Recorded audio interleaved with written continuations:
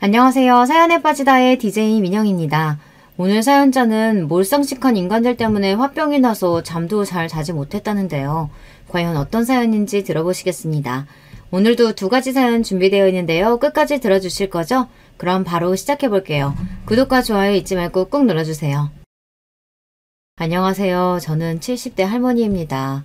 저는 최근 눈에 넣어도 아프지 않을 막내딸까지 시집을 보냈습니다. 그때 시원섭섭함은 말로 다 할 수가 없어요. 이제야 드디어 부모로서 할 일이 다 끝났다 싶을 정도였죠. 애새 키우고 내보내고 나니 제 나이 벌써 70이 넘었습니다. 저는 이날만을 기다리고 살았다고 해도 과언이 아니에요. 지금이야 잘된 자식들을 보면 마냥 대견하고 즐겁기만 하지만 바로 몇 년 전까지만 해도 하루하루가 전쟁 같았습니다. 자식 키워본 분들은 아시겠지만 사실 자식 키우는 일이 쉽지 않잖아요. 애새 대학만 보내려고 해도 돈에 정부에 뭐 하나 부모 손 안 가는 곳이 없을 정도로 복잡한데 저는 애새 딸 명문대 보내고 직업까지 다들 탄탄하게 길러냈으니 보통 고생이 아니었죠. 막내딸이 집에서 2시간 거리의 학교에 발령을 받아 독립을 시켜야 했어요. 자식이 셋이나 있어도 결혼 전까지는 다 데리고 살아서 그런지 막내가 이렇게 빨리 독립하게 될 줄은 몰랐습니다. 더군다나 늦게 낳은 막내라 그런지 더 내보내기 싫더라고요. 그때 처음으로 막내랑 제가 티격태격 좀 했습니다. 여자 혼자 살 집인데 이래저래 신중하게 생각하고 결정해야지. 무턱대고 지금 당장 아무 집이나 덥석 계약하겠다고 하면 어떡해. 학교 출근도 얼마 안 남았는데 이사하고 정리하려면 후딱 해버려야지. 우리 막내 어지간히 혼자 살고 싶은가 보네.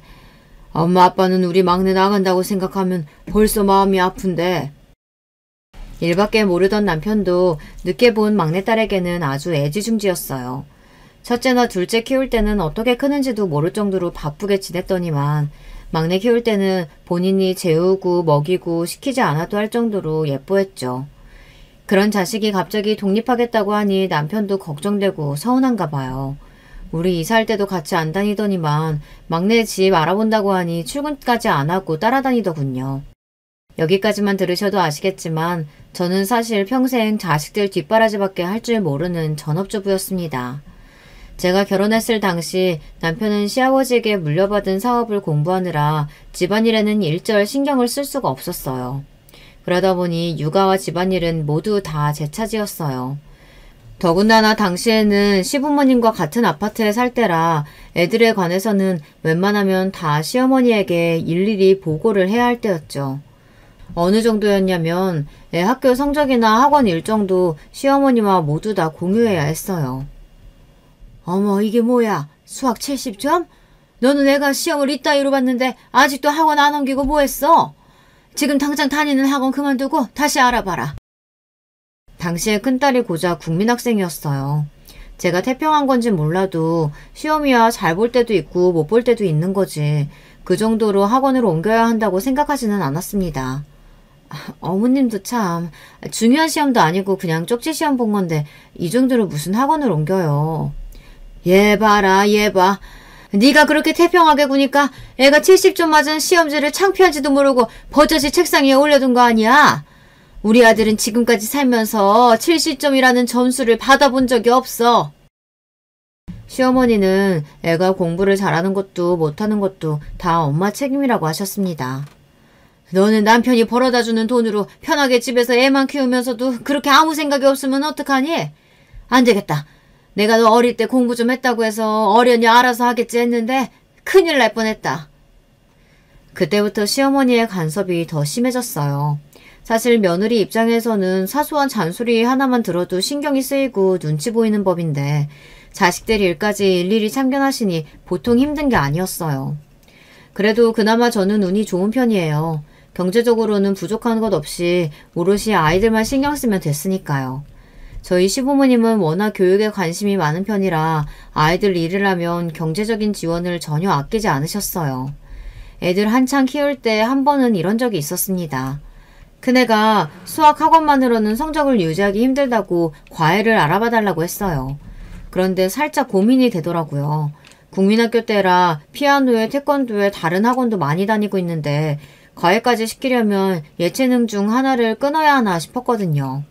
그런데 시어머니께서 마침 그런 제 마음을 아셨는지 단번에 제게 애들 학원 끊을 생각하지 말라고 당부하셨습니다. 괜히 몇 푼 아끼겠다고 애들 아끼니 운동이니 끊을 생각하지 말아라. 어릴 때 경험이 나중에 커서 다 나오는 거야. 더군다나 사람이 공부만 하고 취미생활 하나 없으면 그것처럼 비내 보이는 게 없어. 내 말 명심해라. 아직 국민학생인데 하루 종일 학원만 가느라 애가 너무 지치는 것 같아서요. 운동하는 건 워낙 안 좋아하니까 태권도라도 좀 빼줄까 봐요. 너는 지금 남의 자식 얘기하니? 엄마가 돼서는 하는 소리 좀 봐라. 여자애들 고학년 되면 앉아만 있으려고 해서 살찌기 딱 좋아. 그나마 하는 운동이라고는 태권도밖에 없는데 돈을 줘서라도 시켜야지. 시어머니의 교육 철학은 확고했어요. 공부면 공부, 운동이면 운동, 거기에 취미생활까지 뭐 하나 부족한 것 없이 완벽하게 균형을 이룰 수 있는 아이로 키우게 하려고 하셨습니다. 당신이 자식들에게 해서 성공했던 방법대로 저도 제 자식들에게 똑같이 시키기를 바라셨습니다. 시어머니뿐만이 아니라 시아버지까지 두 분 다 엄격하셔서 결혼하고 나서부터는 평생 시부모님 눈치를 안 볼 수가 없었어요. 그래도 시부모님께 배운 것도 많고 도움받은 일도 많다 보니 저는 시부모님을 존경했습니다. 저희 친정부모님은 자식들에게 해준 것도 없으면서 평생 사고만 치고 바라시기만 하는 분들이라 비교가 많이 됐거든요. 저는 그나마 공부를 잘해서 장학금으로 대학까지 졸업했지만 제 동생 중에는 고등학교도 제대로 졸업한 애가 없어요. 그나마 저라도 대학 나와 이름 있는 대기업이라도 들어가서 시집 오기 전까지 평생 가장으로 산 덕분에 동생들도 사람 구실하고 살 수는 있었습니다. 만약 저마저 별 볼 일 없었다면 우리 집은 답이 없었을 거예요. 어릴 때 기억은 이제 가물가물하지만 한 가지 똑똑히 기억나는 일이 있어요. 저랑 제 동생이 학교 다닐 때인데 육성회비가 아마 600원 정도였을 거예요. 그날 육성회비를 내야 하는 날이었는데 어머니가 1,000원을 제 손에 쥐어주시더니 말도 안 되는 소리를 하셨어요. 그래, 네가 오늘 학교 선생님한테 가서 둘이나 학교 같이 다니니까 육성회비 좀 깎아달라고 해. 엄마 1,000원밖에 없어. 저는 아직도 그때만 생각하면 얼굴이 화끈거려요. 학교가 시장통도 아니고 어떻게 애더러 육성회비를 깎아서 내라는 소리를 할 수가 있을까요? 엄마, 그게 말이 되는 소리야? 학교에서 누가 육성회비를 깎아줘. 이상한 소리 하지 말고 빨리 200원 더 줘. 어디서 그런 용기가 났는지 저는 눈을 크게 부라리고는 어머니께 반항했습니다. 그때가 아마 제 인생의 첫 번째 반항이었을 거예요. 그 전까지는 부모님께서 하라는 대로 모두 다 했었던 것 같은데 그날은 저도 어머니의 말이 너무 창피해서 그냥 넘어가지지가 않더라고요. 그럼 할 수 없네. 너랑 네 동생 중에 하나는 학교 그만둬야지 뭐. 그깟 200원이 없어서 자식 중 하나는 학교를 그만둬야 한다는 소리를 하는데 정이 뚝 떨어지더군요. 아무리 가난한 부모라도 그렇지 저는 도무지 이해가 되지 않았어요. 그때 알았죠. 부모라고 싸질러 나올 줄만 알았지 책임질 줄은 모르는 사람들이라는 걸요. 그 순간 저는 눈이 휙 돌았습니다. 저는 그대로 어머니에게 달려들어 어머니의 주머니를 뒤졌습니다. 이년이 지금 뭐 하는 거야? 저리 안 떨어져? 그까지 200원 없어서 학교 떼어치운다는 게 말이 돼요? 빨리 돈 줘요. 없으면 꺼져라도 내놔요. 저도 저였지만 혹여나 동생이 이 모습을 볼까봐 걱정돼서 저는 한시라도 빨리 제 선에서 해결하려고 어머니를 닥달했습니다. 아이고, 이년이 눈깔이 돌았네 돌았어. 아휴, 알았다 이년아. 학교 열심히 다녀서 어디 부모 호강시켜주나 보자. 어머니는 그제야 옷정 안에서 꺼낸 돈을 제 얼굴에 던졌어요. 그 순간 저도 모르게 울컥해서 눈물이 다 나더라고요. 없는 것도 아니고 뻔히 있으면서 자식한테 그런 망신을 주려고 할 수 있는지 아무리 생각해도 이해가 되질 않았습니다. 부모라고 이미 오만정이란 정은 다 떨어져서 말도 섞고 싶지 않았지만 그래도 어쩌겠어요. 그래도 저나 동생들을 낳아준 부모이니 인연을 끊을 수는 없었죠. 그날 이후 저는 악착같이 공부했던 것 같아요. 어머니 말대로 부모님 호강시켜주겠다거나 그런 건 절대 아니었고 오롯이 저와 동생들을 위해서였습니다. 이런 집구석에서 내가 살 방법은 공부밖에 없겠구나 싶어서요. 그런 집구석에서 평생 살았으니 시부모님이 제게 무슨 구박을 하셔도 저는 시부모님이 싫지 않았습니다. 세상엔 낳기만 했지 부모 노릇도 해주지 않는 부모들도 허다하니까요. 그래서 결혼도 남편이랑 한 거예요. 사실 남편이 저보다 나이가 9살이나 많습니다. 더군다나 남편은 저랑 결혼하기 전에 이미 한 번 결혼을 했어요. 시부모님이 정략적으로 맺어준 사이였다는데 얼마 안 살고 여자가 나가버렸다고 하더라고요. 그럴만해요. 저희 집안이야 워낙 가진 거 없는 집안이라 남편 재력만 보고 재취 자리라도 홀라당 시집와서 살고야 했지만 우리 시댁이 웬만한 집 귀한 여식이 참고 살 만한 집안은 아니에요. 시부모님이 보통이 아니시긴 하거든요. 그런 분들이 이혼한 아들을 그냥 둘 수 없으니 바로 재혼을 시키겠다고 여기저기 손을 보게 했는데 그때 남편이 원하지 않았대요. 한번 실패했으니 다시 또 정략적으로 결혼하고 싶지는 않았던 거죠. 그러던 중 저와 만난 거예요. 저와 남편은 제 친구의 결혼식에서 만나게 됐습니다. 제 친구가 다니던 식장이 바로 시부모님이 운영하시던 회사라 회사 직원들이 다 결혼식에 왔었는데요. 그 자리에서 남편이 저에게 첫눈에 반해 친구들끼리 하는 필요한 자리까지 따라왔더라고요. 직장 상사이면서도 말이죠. 그날 이후 남편이 저에게 적극적으로 구애한 덕분에 저와 남편은 결혼을 하게 되었습니다. 처음엔 저도 남편이 나이도 많고 이혼한 경력도 있다고 해서 결혼까지는 망설여지기는 했었어요. 그때는 남편이 워낙 저에게 공을 들일 때라 홀라당 넘어가고 말았습니다. 사실 그 시대에 서울에 40평대 아파트가 있다는데 어떻게 안 넘어갈 수 있겠어요. 지금 생각하면 그때 결혼 안 했으면 큰일 날 뻔했죠. 시부모님이야 평생 저에게 무섭게 구셨지만 남편 아니었으면 제 인생이 이렇게까지 바뀌지는 못했을 테니까요. 그러다 보니 시부모님이 아무리 간섭하시고 못살게 구셔도 저는 불만이 없었어요. 제 팔자에 이 정도로 살 수 있었던 건 다 시부모님 덕이었으니까요. 저희 시어머니는 저희 남편까지 해서 사남매 중 둘을 서울대에 보냈어요. 다른 자녀들은 외국에 유학까지 보냈습니다. 처음엔 제가 아무리 노력한다고 해서 시어머니처럼 할 수 있을까 믿지 않았습니다. 시어머니야 태생부터 부잣집에서 귀하게 자라신 분이라 그 세계를 잘 아시지만 저는 전혀 아니다 보니 시어머니가 시키는 대로 한다고 해서 제 자식들이 성공적으로 자라줄 거라 기대하지 않았거든요. 그런데 이게 하다 보니 되긴 하더라고요. 시어머니의 이야기대로 따라가다 보니 어느새 제가 낳은 자식들이 투자한 만큼 성과를 내기 시작하더라고요. 더군다나 자식 둘 결혼시킬 때도 시부모님이 아니었으면 쉽지 않았을 거예요. 애들 홍기가 찼을 때쯤 저도 나름대로 좋은 자리로 보내려고 생각은 하고 있었는데 막상 애들 결혼까지 관여하려고 드니 쉽지 않더라고요. 그런데 그때도 시부모님이 힘써주신 덕분에 큰애나 작은애나 다 좋은 혼처를 만나 시집 장가 가서 잘 살고 있어요. 남편은 본인이 부모님이 정해주신 결혼을 했다 한 번 실패한 경험이 있다 보니 아이들 결혼까지 시부모님이 왈가왈부하는 건 탐탁지 않아 했어요. 하지만 제 자식들은 남편과 달랐습니다. 워낙 공부하고 일하느라 연애할 시간이 없다 보니 오히려 시부모님이 만들어주신 선자리에 흔쾌히 나가서 결혼까지 골인했어요. 첫째, 둘째는 어릴 때부터 제가 크게 신경 쓸 때가 없긴 했습니다. 둘 다 욕심이 많은 편이라 주변에서 잔소리하지 않아도 둘 다 알아서 공부하고 진로도 정하고 했거든요. 그렇다 보니 저는 진심으로 시부모님께 너무 감사드려요. 둘째 결혼하자마자 시아버지가 돌아가셨고 첫째 손주가 돌잔치도 하기 전에 시어머니께서 돌아가셨어요. 남편한테 말은 안 했지만 저도 참 신기한 게 시부모님 돌아가셨을 때 저희 부모님 돌아가셨을 때보다 훨씬 더 많이 울었습니다. 그때 느낀 게 시부모님이 저에게 모질다면 모질고 엄하다면 엄하게 구셨지만 그래도 저희 친정 부모님보다는 저에게 있어서 여러 면에서 진짜 부모 같다고 생각해요. 더 존경하기도 했고요. 심지어 저희 친정 식구들도 인정할 정도였죠. 돌아가신 저희 친정아버지는 툭하면 저에게 시부모님께 잘하라고 하셨어요. 결혼 초에는 저도 어이가 없었던 게 시아버지께서 장남이시라 명절에 시댁 제사를 하면 손님들이 끝도 없이 왔습니다. 손님 접대를 하다 보면 명절 연휴 끝날 때까지 친정에 못 갈 수도 있었어요.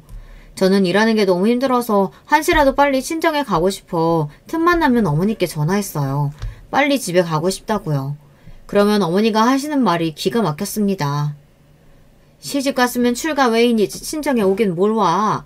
안 그래도 너희 시아버지가 명절이라고 집에 비싼 사고를 다 보내셨더라.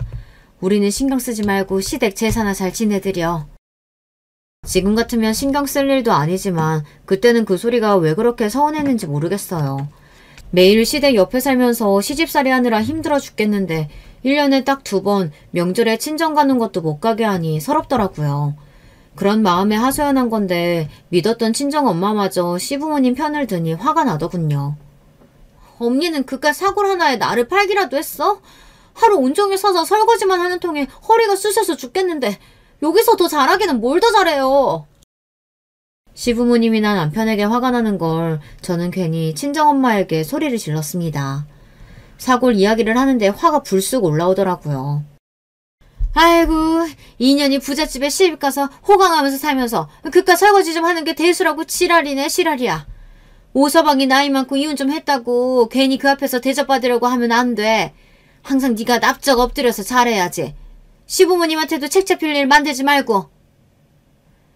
저도 자식을 셋이나 낳고 나서야 생각해보니 당시에 친정 부모님도 제가 잘 살았으면 하는 마음에 그러셨는지도 모르겠다는 생각이 들어요. 엄연히 자기 뱃속으로 낳은 자식인데 부모님도 얼마나 제가 보고 싶었겠어요. 하지만 그때는 저도 못 모르던 시절이라 그런 부모님의 마음까지 헤아리지 못했습니다. 마냥 제 상황이 힘들고 안쓰러웠어요.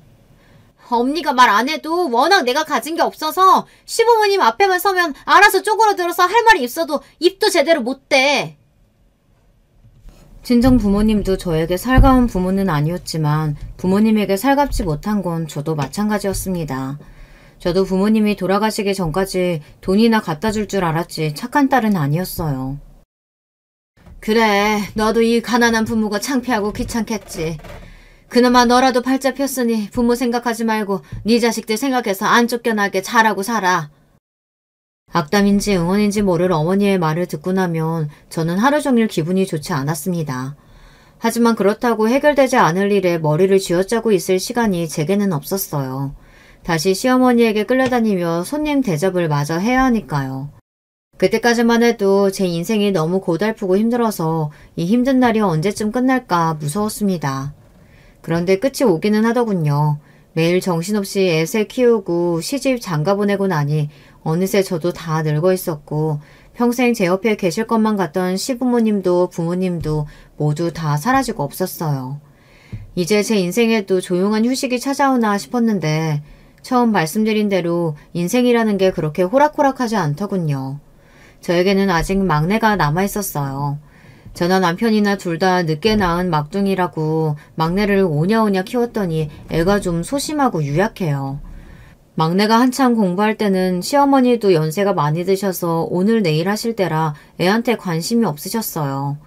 저도 나름 첫째 둘째 키워본 내공이 있으니 어련히 알아서 잘 하겠냐고 저에게 모든 걸 일임하셨죠. 그래도 그 내공으로 막내를 선생까지 만들어 놓기는 했어요. 그런데 저도 주변에 말은 안 했지만 그때까지 우여곡절이 많기는 했습니다.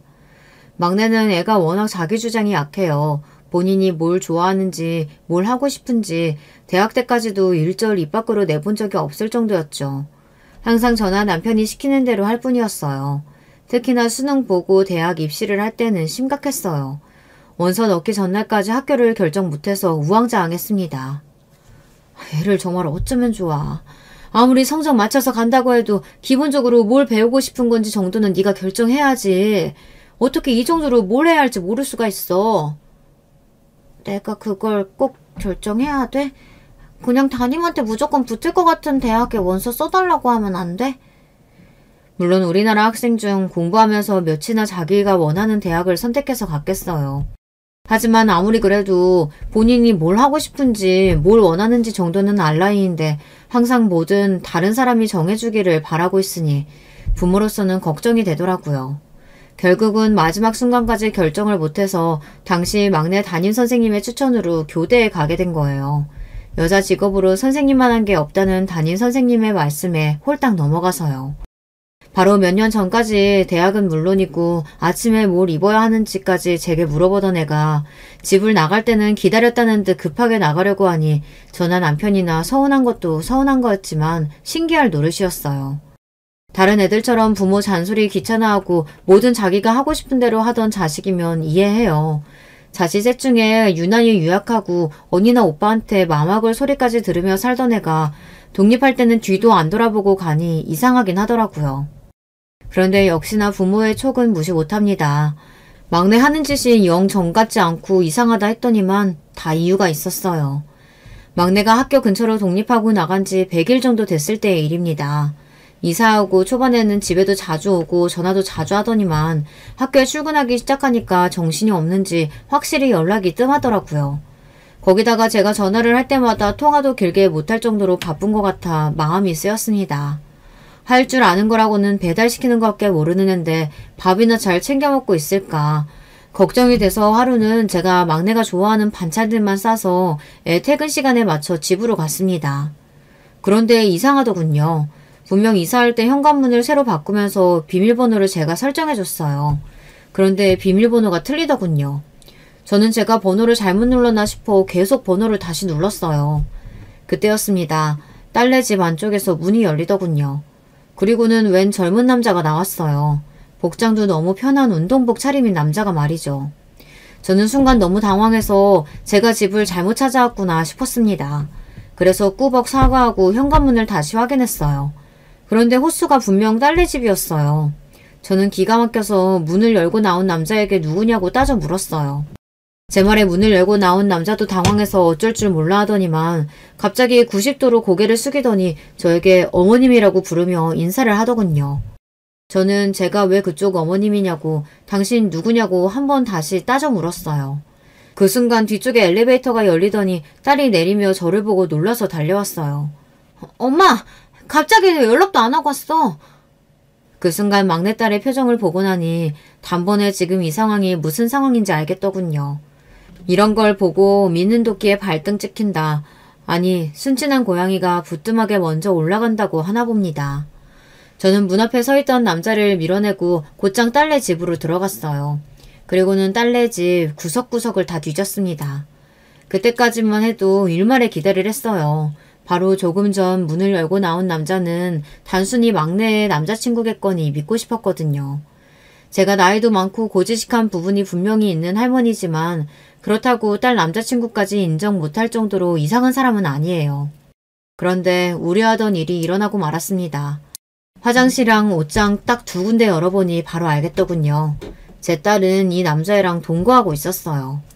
드라마에서만 보던 일이 연기가 아니더군요.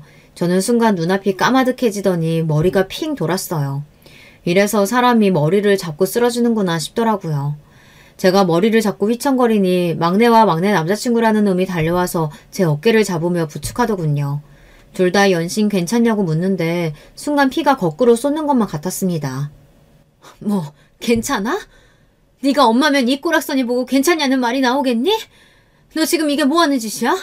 너 이러려고 뒤도 안 돌아보고 집 나가겠다고 한 거구나? 괘씸하다는 말이 딱 맞았습니다. 자식 새끼라고 곱게 키워놨더니만 이런 식으로 제 뒤통수를 칠 줄은 몰랐어요. 더군다나 딸년이 하는 말이 기가 막혔습니다. 엄마 놀란 건 알겠는데 나도 벌써 30이 다 됐어. 옛날 같으면 시집을 갔어도 2번이나 갔을 나이인데 연애 좀 하는 거 가지고 이렇게 펄쩍 뛸 일이야? 딸년은 제가 이상하다는 식으로 몰아갔습니다. 정말이지 기가 찰 노릇이더군요. 연애는 무슨... 네가 지금 하는 게 돈 거지 연애야? 너 이러고 있는 거 네 아버지 아시면 너 그대로 끌려와서 머리털 다 뽑히고도 남아있냐나. 진심이었습니다. 남편이 막내한테는 항상 관대해서 그렇지 원래 성격은 차갑고 무뚝뚝한 사람이에요. 둘째 아들이 의대 막바지에 술에 잔뜩 취해서 집에 들어와서는 의대 때려치우겠다고 난리를 쳤을 때도 정신 나갔다고 머리털을 다 밀어버리겠다고 바리깡까지 들고 따라다녔어요. 그런 사람이 귀하디 귀한 막내딸이 동거한다는 사실을 알게 되면 아마 저까지도 집에서 쫓아낼지 몰라요. 자식 교육을 거지같이 시켰다고요. 저는 제 자식만 있는 상황이 아니니 애써 마음을 다독이고 딸과 이야기를 나눴습니다. 남자애가 마음이 약한지 제가 나타난 순간부터 바짝 쫄아서는 무릎까지 꿇고 바닥에 앉았더라고요. 그런데 저는 딸과 이야기를 나누면 나눌수록 더 혼란스러울 뿐이었어요.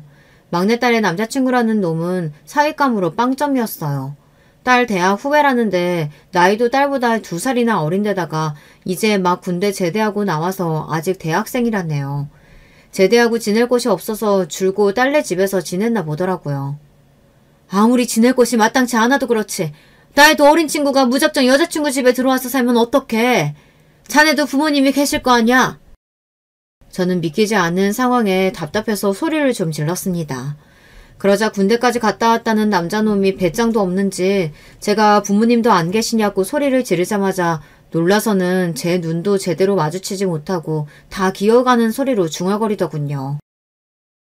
어머니께서 걱정하시는 거 잘 압니다. 그런데 저희 부모님이 지방에 계셔서 곧 올라오신다고 하셨으니까 부모님이 서울에 올라오시면 바로 나갈게요. 걱정하지 마세요. 하도 작은 소리로 중얼거려서 무슨 소리인가 했더니만 듣고 보니 잠깐만 딸네 집에서 지내다가 금방 나갈 생각이었다고 하더라고요. 남자의 부모님이 지방에 계셔서 군대 가기 전에는 지내던 집이 있었는데 군대 들어가면서 집을 내놓고 다녀온 상황이라 급하게 지낼 곳이 없었답니다. 마침 지방에 계시던 남자애네 부모가 곧 서울로 이사 올 예정이라 그 전까지만 여자친구인 딸네 집에서 지낼 예정이었대요. 저는 듣는 내내 한숨이 절로 나왔습니다. 제 딸이지만 너무 한심해서요. 배울 만큼 배우고 알 만큼 안다는 애가 저렇게 사리 분별을 못하나 싶어서요. 잠시도 그 집에 있고 싶지 않아서 반찬만 급하게 주고 집을 나왔습니다. 그러자 딸년이 눈치는 있는지 슬그머니 제 뒤를 따라 나오더군요. 어이구, 이 헛똑똑아. 그 나이에 할 짓이 없어서 군대 간 남자애나 기다리고 있고 참 잘한다 잘해. 대학 때부터 만났는데 그럼 어떡해. 군대 간다고 헤어져? 딸과 딸 남자친구는 대학 때 만나 CC로 4년을 넘게 만났다네요. 제 속으로 낳은 자식이지만 정말이지 속을 모르겠습니다. 인연이 뭘 잘했다고 엄마 앞에서 큰 소리야? 너 엄마 말 명심해. 네 아빠 아는 날엔 너나 나나 그날로 이 집안에서 쫓겨나는 거야. 저놈 부모 서울에 올라오는 대로 바로 내보내. 안 그러면 나도 가만히 안 있어. 여러분께서 이런 상황이면 어떻게 하시겠어요? 물론 요즘 젊은 사람들은 다들 결혼하기 전에 남자랑 살아보고 결혼해야 한다고도 하지만 저는 옛날 사람이라 그런지 도무지 용납할 수가 없었습니다. 마음 같아서는 지금 당장 남자놈 머리끄댕이를 잡고 나가라고 내쫓고 싶었어요. 하지만 다 큰 딸년이 하는 일인데 제가 지금 당장 남자애를 집에서 끌어낸다고 한들 끌어내질 상황이 아니었습니다. 오히려 딸과 사이만 더 나빠질 뿐이었죠. 정신 똑바로 차려 이년아. 엄마 너 동거하는 거 절대 허락한 거 아니야. 그러니까 피임 잘하고 하루빨리 저 자식 내보내.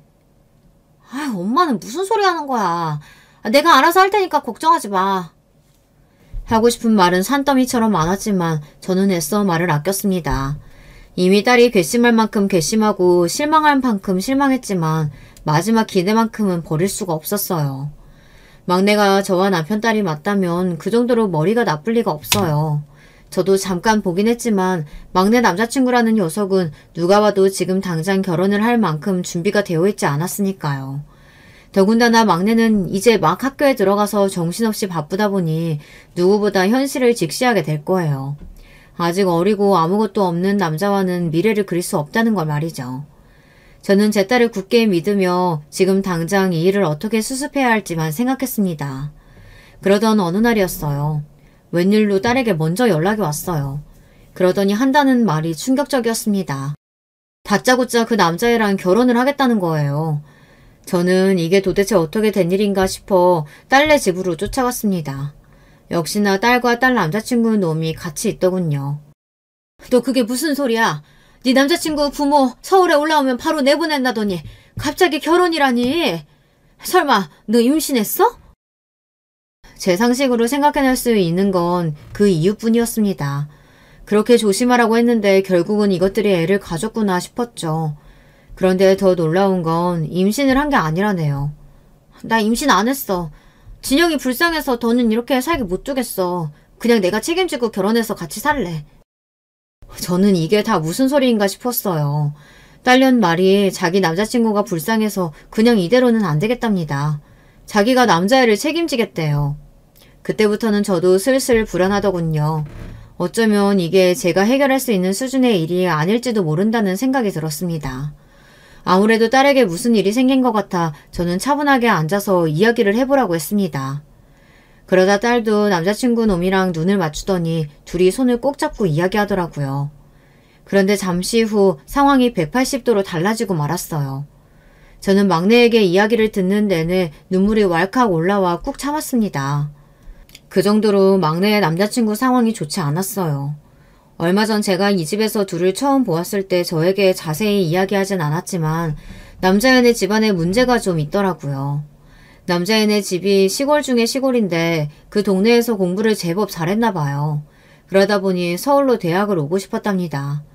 그런데 워낙 집안 사정이 안 좋아서 부모님께서 서울로 대학을 보낼 형편이 안 됐대요.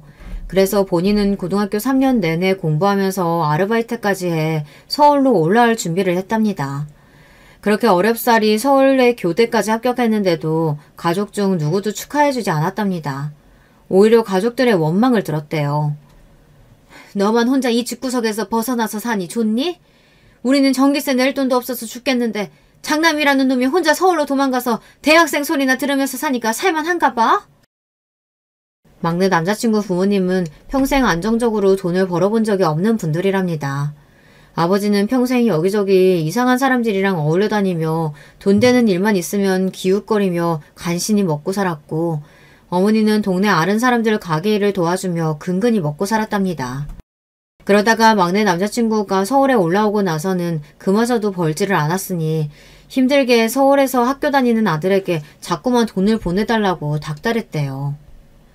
다른 애들은 과제하랴 시험 준비하랴 공부하기 바빴는데 우리 진영이는 학교 다니는 애네 돈 벌어야 한다고 아르바이트까지 하면서 공부하면서 장학금 받겠다고 수석도 몇 번이나 했다니까. 그랬습니다. 막내가 2살이나 어린 풋내기 남자애를 좋아한 이유가 있긴 있더라고요. 우리 막내야 평생 고생이라는 걸 모르고 곱게만 자라서 진영이라는 애가 신기했던 겁니다. 공부도 열심히 하고 돈까지 벌어서 시골에 부모한테 보내고 있으니 그게 얼마나 대단하게 보였겠어요.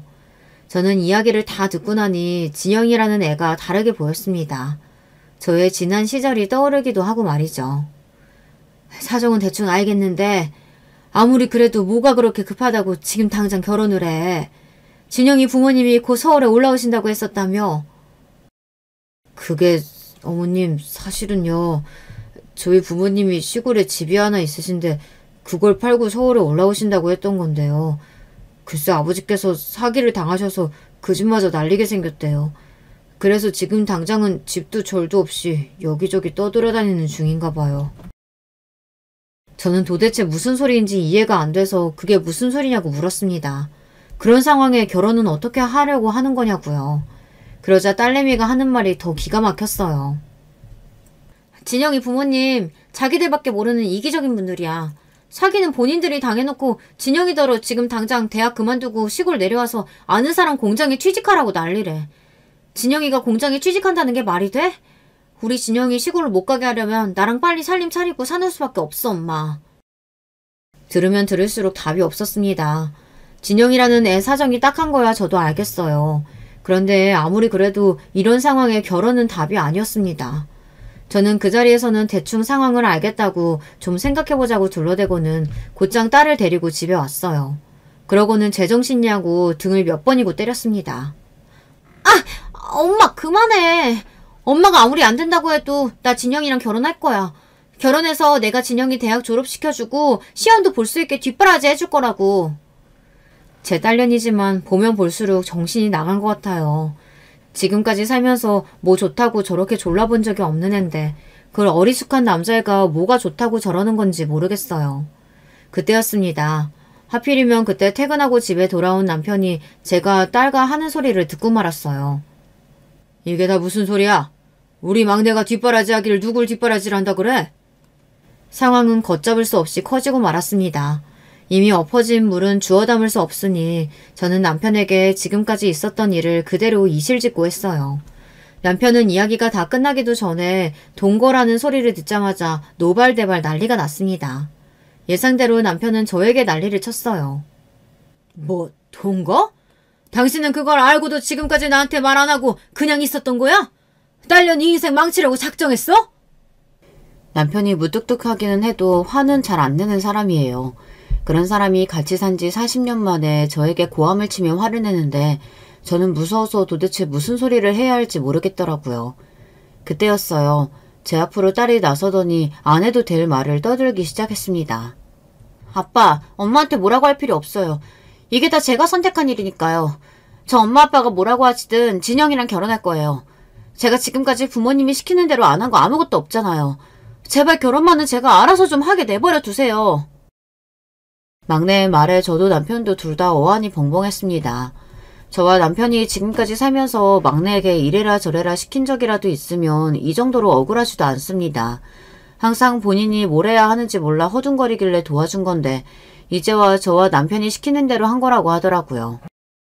아무리 그 남자애가 좋아도 그렇지 매일 어떡하냐고 징징거리길래 엄마로서 도와준 걸 가지고 그런 식으로 말하면 되니?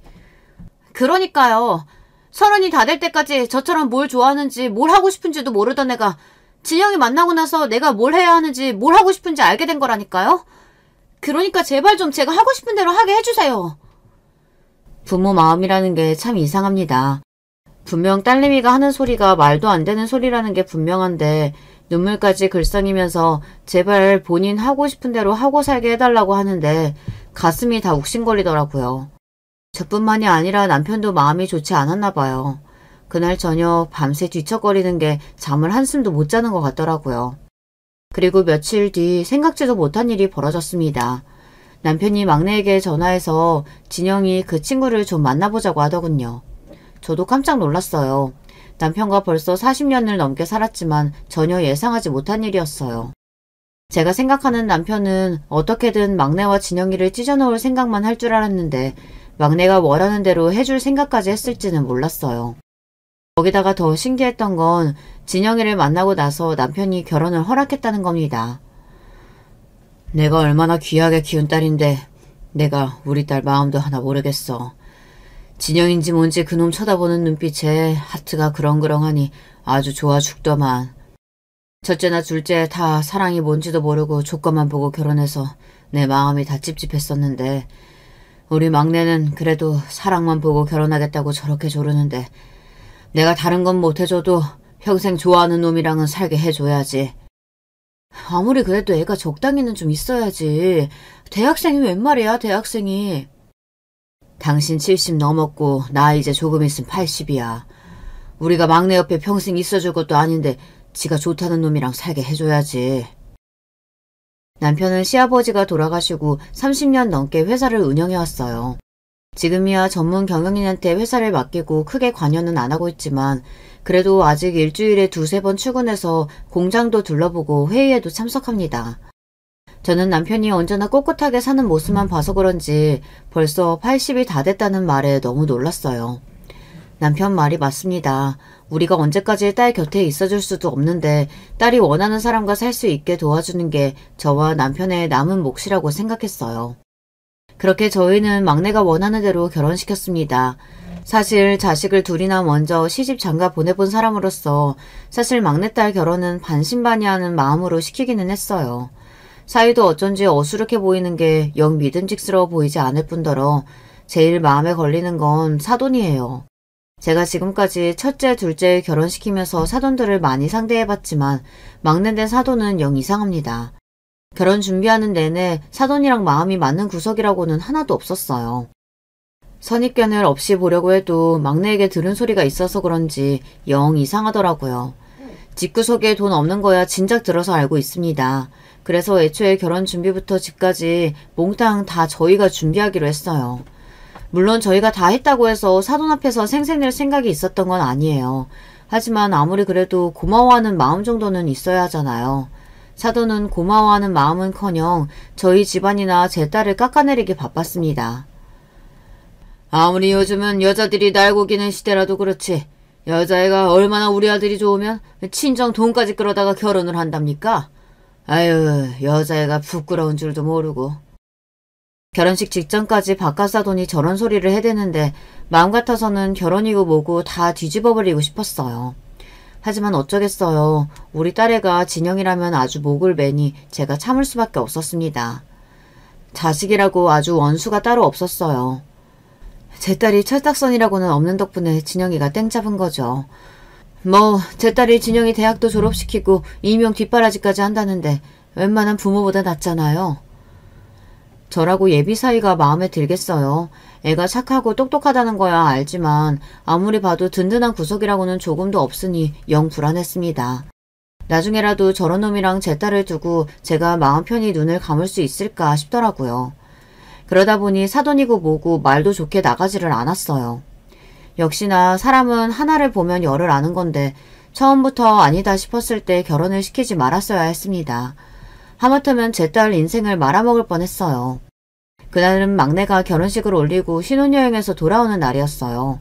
공항에 도착할 시간이 훌쩍 지났는데도 연락이 없더라고요. 저는 신혼여행에서 돌아오면 아무래도 집에 먹을 게 아무것도 없을 것 같아 미리 반찬을 좀 만들어뒀어요. 막내 신혼집이 우리 집에서 걸어서 10분 거리예요.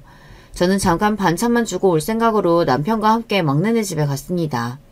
그런데 막내딸네 집에 도착했을 때 밖에까지 이상한 소리가 들렸어요. 딸네 집 안쪽에서 누가 고래고래 소리를 지르는 소리가 들리더라고요. 저와 남편은 놀라서 초인종을 눌렀습니다. 그때였어요. 안쪽에서 딸아이가 문을 열고 나오는데 저는 딸 얼굴을 보자마자 놀라서 뒷걸음질을 쳤어요. 지금까지 30년 가까이 막내를 키우면서 저나 남편이나 애 몸에 손댄 적이라고는 한 번도 없었어요. 그런데 결혼하고 신혼여행까지 다녀온 애 얼굴이 엉망이더라고요. 얼마나 울었는지 눈물이 범벅이 돼서는 얼굴에 멍까지 들었더라고요. 이게 무슨 일이야? 너 얼굴이 왜 이래? 저와 남편은 너무 화가 나서 그대로 집 안으로 들어갔습니다. 그 순간 별의별 생각이 다 들었어요. 멍청한 줄 알았던 사위놈이 혹시나 제 딸에게 손을 댄 건가 싶어 남편은 거실 바닥에 주저앉아 있는 사위놈 멱살을 잡았어요. 너 이 자식! 내 딸 얼굴 왜 저래? 네가 내 딸 저렇게 만든 거야? 그런데 남편 손에 의해 고개를 든 사위의 얼굴은 더 엉망이었습니다. 멍 정도가 아니라 피까지 흘리고 있더라고요. 그제야 정신을 차리고 주변을 둘러보니 사돈들이 집 안에 있었습니다. 심지어 무슨 일이 있었던 건지 거실 바닥에는 화분이 떨어져 있고 유리 파편이 널브러져 있었어요. 사돈 두 분이 여긴 어쩐 일이십니까? 그리고 도대체 이게 다 무슨 일이에요? 도저히 이성적인 판단이 안 되는 상황이었지만 남편은 애써 마음을 가다듬으며 사돈들에게 정중히 물었습니다. 그런데 그때였어요. 전혀 상식적이지 않는 사돈은 무식한 소리를 해댔습니다. 와, 세상 참 좋아졌네요. 친정부모가 설마 애들 신혼여행 왔다고 바로 쪼르르 보러 온 거예요? 사돈, 제가 이번 한 번만 말하는데요. 명심하세요. 아무리 세상 좋아졌어도 여자는 결혼하면 출가 외인이에요. 애가 얼마나 버르장머리 없이 컸으면 어른 무서운 줄 모르더군요. 앞으로 제가 이 집에서 지내면서 며느리 교육 좀 시킬 테니까 앞으로 사돈 두 분은 출가 외인한테는 신경 쓰지 마세요. 아시겠어요, 사돈?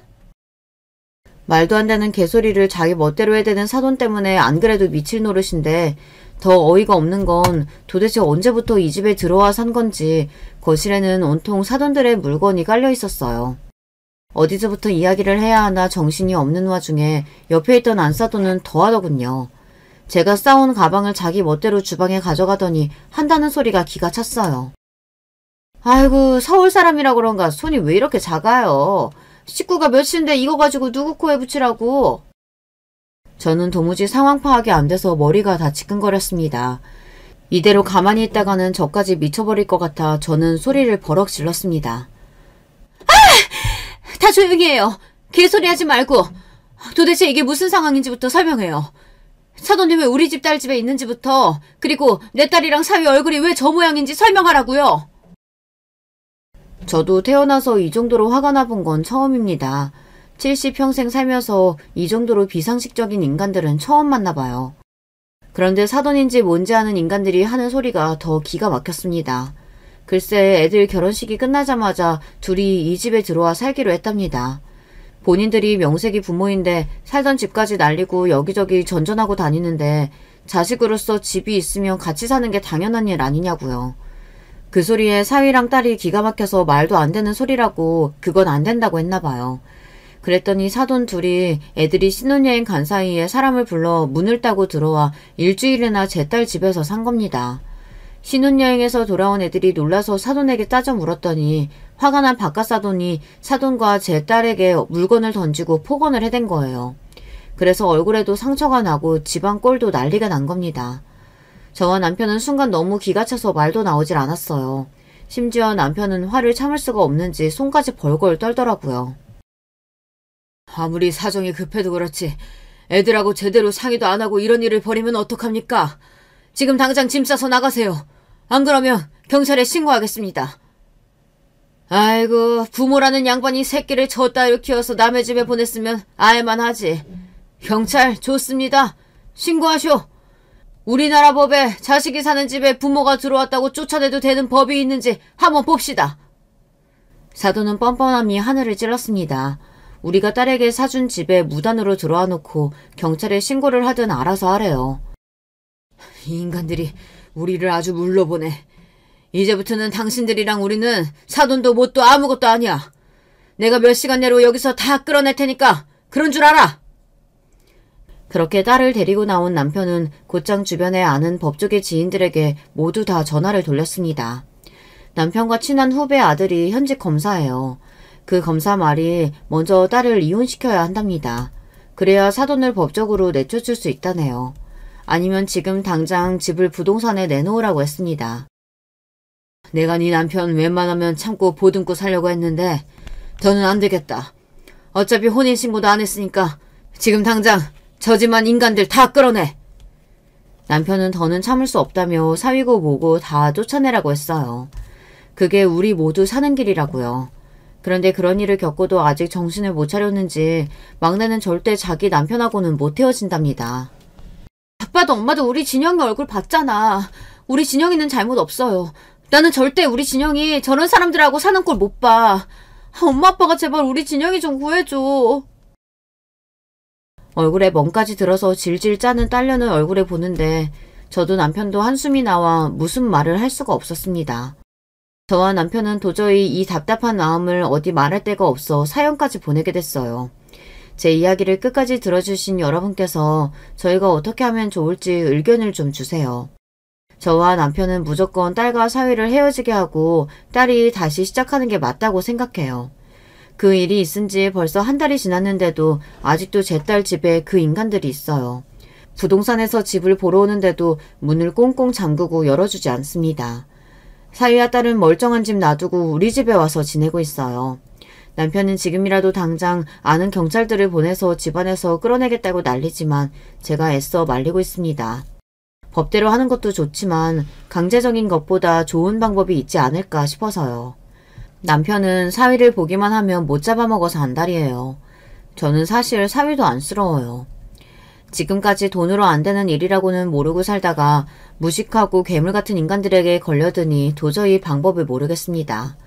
현명하신 여러분들의 의견 댓글로 달아주시면 하나하나 다 읽고 참고하도록 하겠습니다. 끝까지 저의 이야기 들어주셔서 감사해요. 여러분의 가정에는 저희와 달리 항상 즐거운 일만 가득하시길 바라겠습니다. 여러분, 두 번째 사연 시작하기 전에 좋아요, 구독 꼭 눌러주실 거죠? 그럼 두 번째 사연 바로 시작합니다. 안녕하세요. 저는 서울 강북구에 살고 있는 여자예요.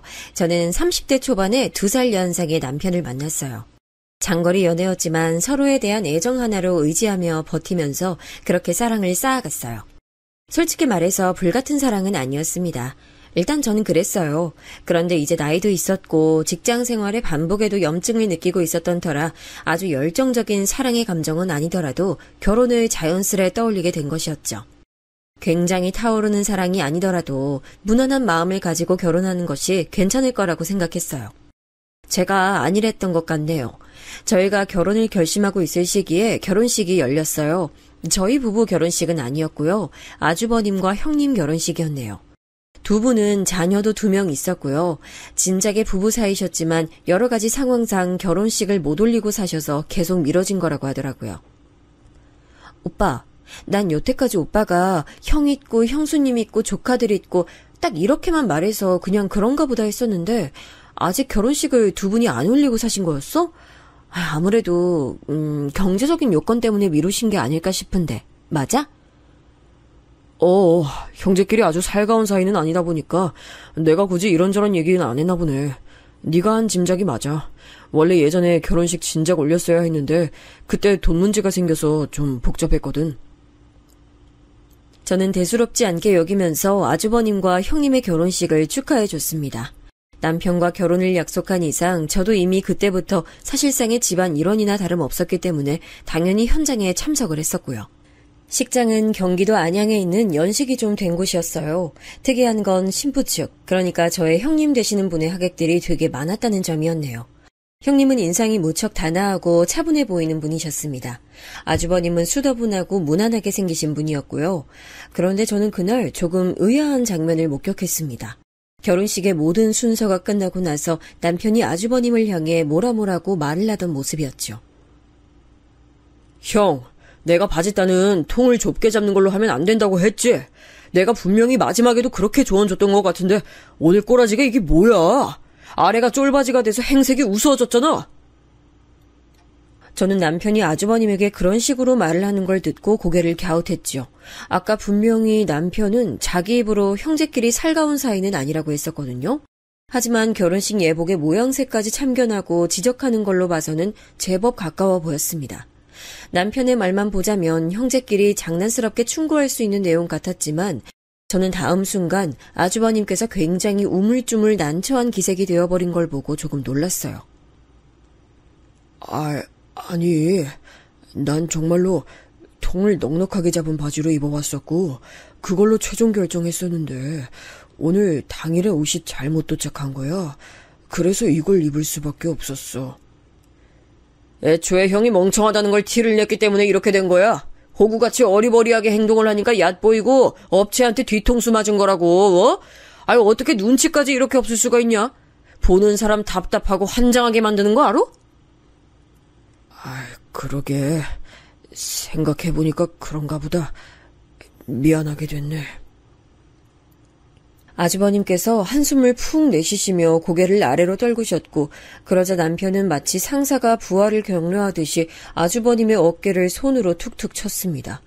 그건 장난이 아니라 명확한 상하 관계가 보이는 구도였어요. 저는 이게 너무 의외라고 생각이 들어서 고개를 갸우뚱하다가 시선을 돌렸는데 의상을 갈아입으신 형님께서 이쪽을 보고 계셨습니다.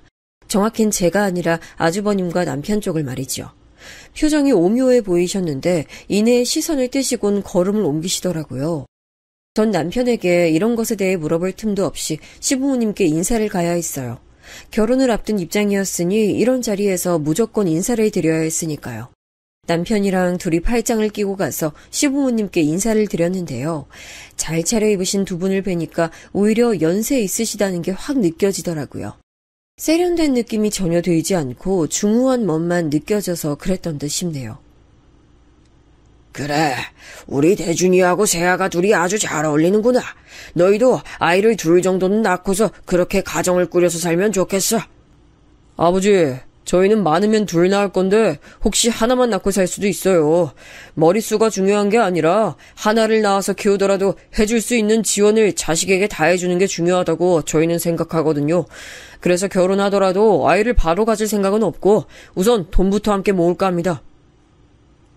시아버지께서는 너털 웃음을 터뜨리셨는데 옆에 계신 시어머니께서는 그저 어색하게 한쪽 입꼬리만 올리시는 게 전부였어요. 저는 그때 생각했죠. 선입견일 수도 있지만 아들만 둘을 둔 엄마라면 분명히 자식 장가를 보내면서 며느리에 대한 반발심이나 질투심 같은 게 있을 법도 한데 시어머니께서는 그런 게 없으신 듯했고 왠지 모르게 거리감을 두고 계시는 것 같아서 살짝 독특하다고 여겼습니다. 오빠, 혹시 어머님하고 서먹서먹해? 그렇지 않고서야 어머님이 나한테 따로 말씀 주시는 것도 없고 며느리를 아예 견제 안 하신다는 게 아무래도 말이 안 돼. 에이, 서먹서먹하기는 딱히 애정이 넘치고 서글서글한 관계가 아닐 뿐이지 그렇다고 해서 서먹서먹하다거나 하진 않아. 그럼 아주버님하고는? 둘이서 사이가 먼 형제일 줄로 생각했는데 예식장에서 보니까 둘이서만 대화를 잘 나누더라. 아무리 그래도 형제인데 남보다야 친하니까. 우리 형이 생긴 건 목석같이 그렇게 생겼어도 마음이 여리고 머리는 바보야. 그래서 내가 비록 동생의 입장이긴 해도 형을 잘 챙겨줘야 돼. 남편이 그렇게 말을 하니까 역시 가족은 가족이구나 싶은 생각이 들었어요. 하긴 형제끼리 서로를 챙기지 어디 남이 챙겨주겠나요? 남편이 겉으론 아닌 척하지만 자기 형을 많이 생각해주는 착한 동생인 것 같더라고요. 참고로 결혼할 때 남편하고 지분은 거의 반반이었어요. 남편이나 저나 크게 모은 돈까지는 없었고 집안에 손 벌릴 처지 역시 딱히 못 됐기 때문에 대출을 기고 집을 구했습니다. 혼수는 미리 받았던 것들이 있었기 때문에 전부 변동 없이 그걸로 정했고 그래서 남편이랑 이 과정에서 부딪히거나 이견이 생길 일도 없었어요.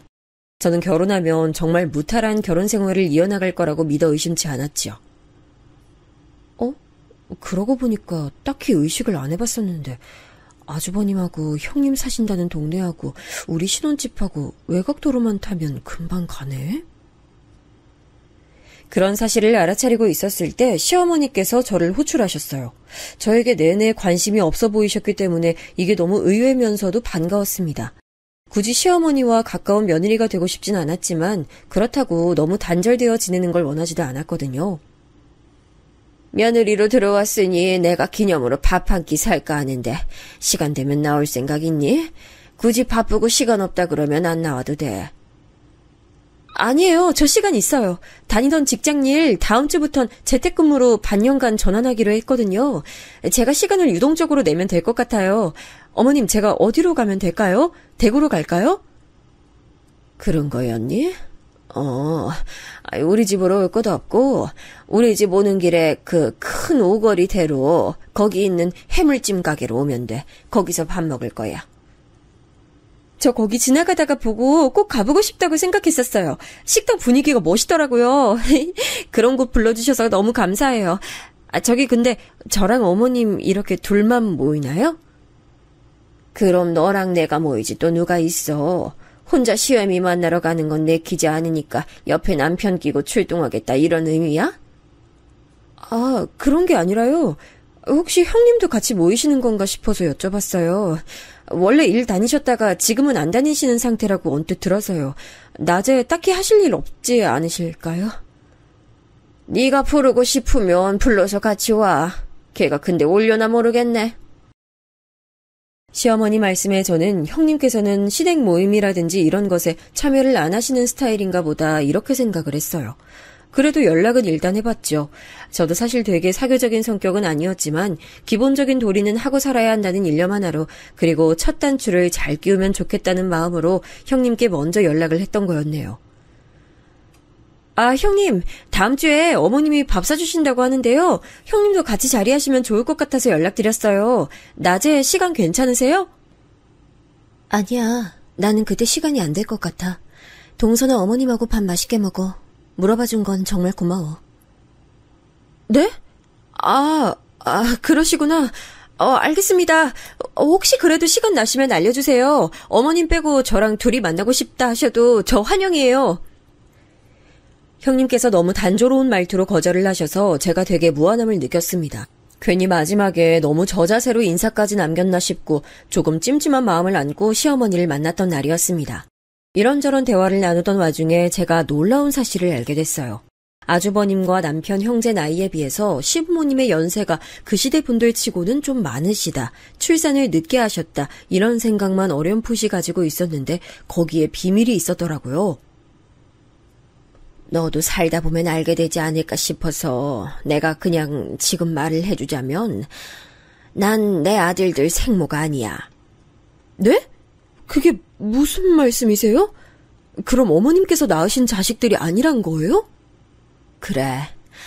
내 나이 22에 시집을 왔는데 몇 해가 흐르도록 애가 안 들어서니 내가 얼마나 눈치가 보였나 몰라. 마음이 초조하고 다급하다 보니까 사람 성격도 이상해지고 결국 나는 소박을 맡게 됐고 바깥 양반은 어느새 두 집 살림을 시작하게 됐지. 제가 애써 예의상 표정 관리는 했지만 속으로 얼마나 화들짝 놀랐었는지 몰라요. 저는 이런 얘기라고는 예전에 어렸을 때 시골 할머니 댁에 가면 이웃의 어느 집이 예전에 두 집 살림을 하고 살았다더라 하는 식으로만 들어봤었거든요. 그런데 설마 제 시부모님이 이런 이야기의 주인공이실 줄은 상상도 못했습니다. 시아버지께서는 두 집 살림을 이어가셨고 그러다가 아주버님이 태어나셨대요. 아이를 본 것도 모자라서 아들이었으니 그 상황에 시어머니께서는 그야말로 낙동강 오리알 신세가 되실 수밖에 없었을 거예요. 정말 지옥 같은 나날이었어. 그 여자가 둘째까지 임신했다고 했을 때 수치심 맛을 느껴지더구나. 여자로서의 내 삶이 끝나버린 거라는 생각도 들었고 확 그냥 혀를 깨물고 이 세상에서 사라져버릴까 생각했지. 말씀 들어보니까 그 둘째가 바로 제 남편인 거잖아요. 실례지만 그럼 아주버님과 제 남편 생모께서는 어디로 가셨어요? 그게 참... 별별 일이 다 있더라. 둘째 애를 출산한 직후에 그 여자가 후유증으로 세상을 떠났어. 게다가 때마침 그 여자 집안이 당시 상황이 몹시 어려운 때였고 내 친정집은 우연히 가세가 피어나던 때였으니 바깥 양반이 나한테 굽히고 들어오니 형국이 돼버리더구나. 이럴 수가. 그렇게 시어머니께서는 당신께서 낳지도 않은 아들들의 엄마가 되어 살아오셨던 거였어요. 저는 생각지도 못한 집안의 비밀을 알고 나자마자 이것부터 궁금해졌죠. 그러면 혹시 제 남편도 이 사실을 알고 있어요? 제게 말씀해 주시는 걸 보니까 제 남편도 진작에 알고 있는 거 맞죠? 그럼 태준이도 알고 우리 장남 민준이도 알고 있지. 난 무식이 팔자라서 생각도 못하고 있었는데 사람 혈액형이란 게 부모 자식 간에 나올 수 있는 게 있고 없는 게 있다면서 내 혈액형으론 민준이 태준이하고 부모 자식 일치가 안 돼. 그 부분을 들으니까 바로 납득이 되더라고요. 그런데 말씀을 하시면서 시어머니께서는 계속 작게 한숨을 내쉬셨어요. 음식도 드시는 둥 마는 둥 하셨고요. 저는 괜히 분위기를 환기시키면 시어머니께서 더 해주실 말씀도 안 해주실까봐 적당히 눈치만 살피며 있었습니다. 그랬더니 잠시 후에 이런 얘기를 해주셨어요.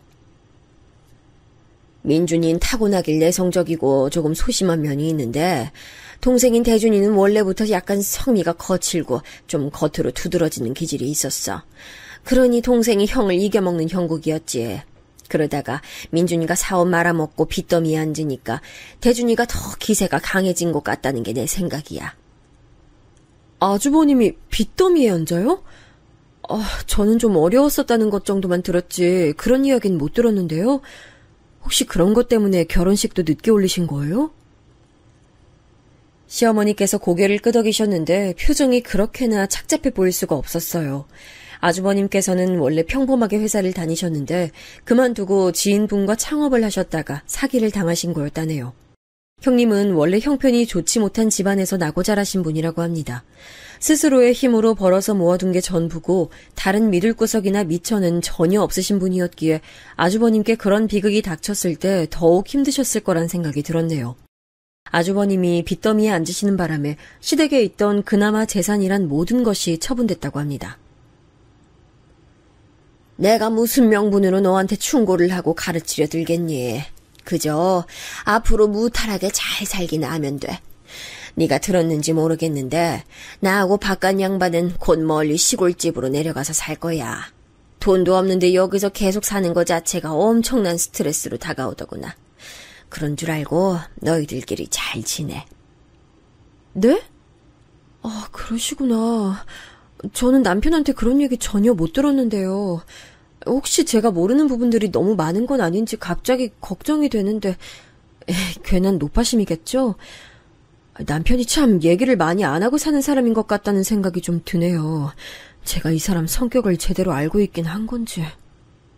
아유, 나도 모르는 내 아들을 이렇다 저렇다 너한테 뭐라고 알려줄 수 있겠어. 내가 시골 가기 전에 한마디 하자면 의기소침하게 사는 네 손이 똥서나 가끔 들여다보고 오지랖 좀 부려주고 살면 좋겠어. 그 후로 저는 그 말씀을 염두에 두고 지냈지요. 남편이 굳이 저에게 말을 하진 않았지만 왠지 느낌상 아주버님과 연락을 꾸준히 하면서 지낸 듯 싶었어요. 베란다에서 통화하는 소리를 슬쩍 들어보면 형이라는 걸 보니까 상대가 아주버님인가 싶을 때가 있었고요. 그러면서 저는 자연스레 형님을 떠올리게 됐습니다. 제가 교류해야 될 시댁 사람이 있다면 그건 바로 형님이었으니까요.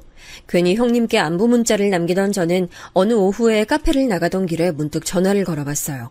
혹시 커피 드시겠냐고 여쭸더니 예상외로 그러겠다는 답변이 돌아온 거예요. 그래서 카페에서 만나게 됐죠. 애들은 둘 다 옆 동네 사는 애기 엄마가 유아 전용 놀이터 데려가줘서 모처럼 내가 이 시간에도 한가해. 아, 그래서 형님이 대뜸 나와주신 거구나. 형님, 원래 직장 다니시면서 맞벌이 하셨던 것 같은데 지금은 쉬고 계신 거예요? 그게 사실은 자의로 그만둔 게 아니라 직장에 여러 가지 문제가 생겨서 어쩔 수 없이 나오게 된 거야. 그런 와중에 몸이 너무 안 좋아서 참다 병원 가봤더니 갑상샘에 문제가 있다네. 호르몬 수치가 정상이 아니라고 해서 지금은 약 복용하면서 건강관리 힘쓰고 있어. 다시 시기를 봐서 일자리 구해야지. 그때 형님께서 입고 나오신 가디건 소매가 너무 달아버린 게 보였어요. 그리고 문득 테이블 아래를 내려다보게 됐는데 형님께서 신으신 운동화 밑창이 떨어졌었는지 접합을 한 본드의 흔적이 여실하게 보였습니다. 밖에서 수선한 게 아니라 본드를 사다가 집에서 발라붙이신 것이었죠. 빚더미에 앉으셨다가 시부모님의 희생으로 그나마 숨통 트이고 사시는 것이니 사시는 형편이 어렵다는 건 진작에 알고 있었습니다. 그러나 아는 것과 눈으로 보는 건 천지 차이였어요. 저는 괜스레 숙연해질 것 같아서 주제를 바꿨죠. 전에 결혼식 때 너무 예쁘셨다는 등 밝은 이야기를 해보려고 했는데 형님 표정이 이내 또 어두워지는 것이 아니겠어요. 알고 보니까 그날 형님 측으로 온 하객들이 문제였나 봐요. 세상엔 왜 이렇게 나를 힘들게 하는 종자들이 가득할까? 부르지도 않은 오만 친척들이 결혼식장에 다 집결했더라. 나 결혼식 올리는 건 대체 어떻게 알았는지 모르겠어. 정말 어렸을 때 잠깐 보고 말았던 친척 어르신들도 왔던데 기가 막혔지. 집마다 축의금 3만 원 하고 가서는 어른 둘의 아이 셋, 이건 양반이야. 1만 원 하고서 내 식구가 먹고 간 집도 있었어. 나는 이름만 간신히 아는 머나먼 친척들인데 어쩜 그럴 수가 있을까. 형님께선 거기까지 말씀하시곤 아차 싶은 표정으로 저를 보셨어요. 그건 바로 괜한 얘기까지 해버렸다는 표시였죠. 형님께서 민망해 하실까봐 저는 애써 아무렇지 않은 척 표정을 지으며 커피를 마셨고요. 별 시시껄렁한 날씨 얘기나 하면서 분위기를 바꿨네요. 집에 와서 빨래 돌리고 야근한 남편이 오면 내어줄 먹거리도 준비해놓고 이런 걸 하면서 제 마음은 온통 착잡했습니다. 재택으로 근무하면서도 이렇게 집안일을 하고 남편을 챙기는 게 가끔은 벅차고 피곤한데 형님께서는 늘 속에 돌덩이를 두고 살아오셨을 생각을 하니 인간 대 인간으로서 정말 짠하더라고요. 그날 밤 남편에게 형님하고 따로 만나서 대화했다는 걸 말을 할까 말까 하다가 그냥 말았어요. 대신에 애둘러서 이런 말만 남겼죠. 오빠, 형제끼리 별로 돈독하지 않다고 했지만 그래도 이제 아버님 어머님도 멀리 사시니까 오빠가 아주버님 많이 챙겨드리고 그래. 우리가 넉넉한 건 아니고 이제부터 갈 길이 멀지만 그래도 도울 수 있는 한도 내에선 아주버님네 도우면서 살았으면 좋겠다. 거긴 애들도 있잖아. 너 갑자기 무슨 소리를 하는 거야? 당장 쌀 한 톨이 없어서 굶어 죽을 게 아니라면 우리가 굳이 도울 필요는 없어. 만약에 필요가 생겨도 그건 내가 신경 쓰고 내가 알아서 판단할 일이야. 네가 지금 뭔데 참견을 하고 오지랖을 부리는 거야? 진짜 어이가 없으려니까. 뭐? 오빠, 왜 그렇게 딱 잘라서 말을 해? 아니, 난 가족끼리 어느 정도 도우면서 교류하고 살면 좋겠다는 거지. 그러니까 그 가족의 범위를 왜 네 멋대로 판단하냐고.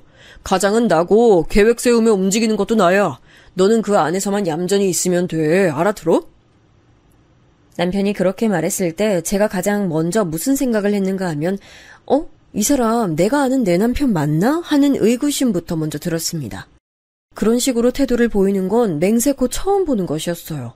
냉정하다 못해서 싸늘하더군요. 마치 자기가 그어놓은 선을 밟으면 가만 안 두겠다는 것처럼 구는 것에 말문이 막혔어요.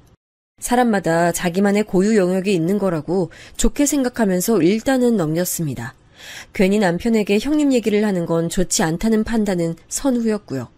형님과 커피를 마셨던 이후로 제가 편하게 느껴지셨는지 형님은 저에게 종종 안부 문자를 먼저 주시기도 하셨어요. 그러다 하루는 제가 일정이 있어서 일찍 외출했는데 형님 사신다는 그 동네 근처로 가게 됐죠. 볼 일이 끝나고 나니까 그냥 가기가 아쉽더라고요. 그래서 형님을 한번 뵙고 가기로 했죠. 형님, 시간 보니까 지금 집에 계실 것 같아서요. 제가 그 동네 와 있는데 잠깐 들러도 괜찮을까요? 지금? 집에 있긴 한데 굳이 왜? 그냥 밖에서 봐도 괜찮아. 내가 나가면 돼. 다름 아니라 여기에 장난감 체인점 있길래 장난감 몇 개 좀 사다 드리고 싶어서요. 애들이 무척 좋아할 것 같은데 이것만 드리고 갈게요. 근데 거기가 유명한 곳이라서 아마 사서 가는데 시간은 좀 걸릴 것 같아요. 기다려주시겠어요? 그래? 우리 애들이 요즘 새 장난감 타령을 하긴 하는데 그럼 고맙게 받을게. 천천히 와도 돼. 형님께 집 주소를 받은 저는 생각보다 아주 이르게 장난감을 구입하고 그곳으로 향할 수 있었어요. 예상한 시각보다 30분 이상 이르게 도착해버렸지만 낡은 빌라 앞에 도착하자마자 별 생각 없이 벨부터 눌렀습니다. 동서 벌써 온 거야? 나 분명히 훨씬 더 걸릴 줄 알았는데. 저도 그럴 줄 알았는데요. 매장에 사람만 많지 결제되기는 얼마 없더라고요. 바로 구입할 수 있었어요. 여기 앞에 빵집이 보이길래 빵도 좀 사왔어요. 저 근데 혹시 점심 식사하고 계셨어요? 애들 밥 먹는 소리가 들리네요?